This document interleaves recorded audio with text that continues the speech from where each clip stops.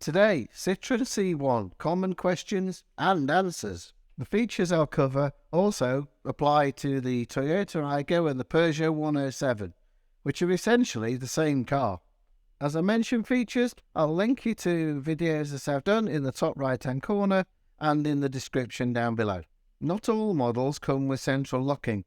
Base level models come with manual door locking only, and even models that do have central locking only come with one remote key and a spare mechanical key. Only the driver's door sill button operates the central locking, and none of the Mark 1s have an alarm.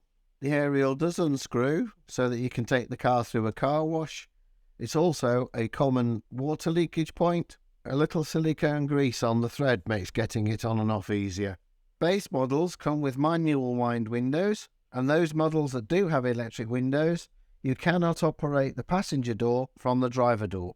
The stereo is a conventional AM/FM CD unit with a pair of speakers in the front dash.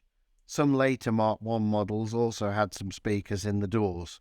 The interior light operates from a switch in the door shut, and there is only a switch on the driver's door. On the 3-door, when you release the seat squab to let a rear passenger in, the front seat moves forwards on its rails, but when you've let the passenger in, the seat will not return back to its original position, so you will have to readjust it if you're a front seat passenger. Air conditioning on models so equipped is low power and fairly basic. The compressor is a simple on-off affair, so the chances are you will feel it cutting in and out as you drive along.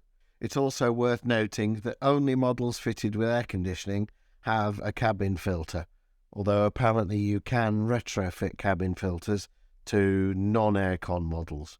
On Mark 1s, door mirrors are manually operated and are non-heated.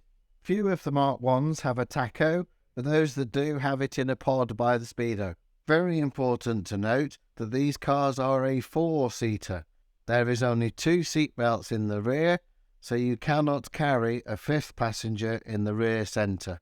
The power steering is 100% electric, so there's no power steering fluid under the bonnet to be checked.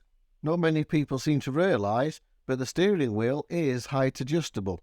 The headlights are conventional reflector units with H4 bulbs, and yes, they are as dull as dishwater.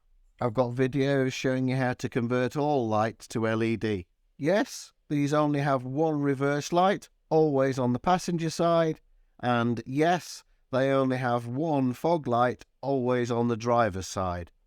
The engine is a 1-litre 3-cylinder Toyota 1KR unit, and it is so easy for DIY servicing. And the dipstick is at the right-hand side of the engine, and the oil should be checked when cold. Most models are fitted with steel wheels as standard, with 155/65/14 tyres. There are some models with alloy wheels, and those can be retrofitted, and all of them come with a full-size steel wheel as a spare in the boot. These are fantastic little cars for doing low mileages round the city, cheap as chips to run. Enjoy!